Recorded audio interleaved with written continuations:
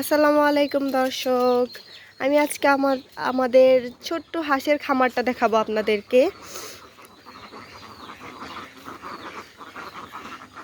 আমাদের হাঁসগুলা মাশাআল্লাহ দেখতে অনেক সুন্দর, অনেকগুলা ডিম দেয় আমাদের হাঁসগুলা। আমাদের হাঁসের খামারের পাশাপাশি ছোট্ট একটা পুকুরও আছে। এই পুকুরেও মাশাআল্লাহ অনেকগুলা মাছ আছে,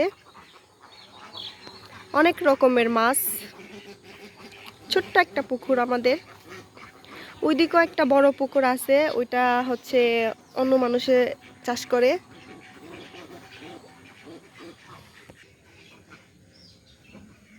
তারই পাশাপাশি একটা লাউয়ের ঝাড় আছে।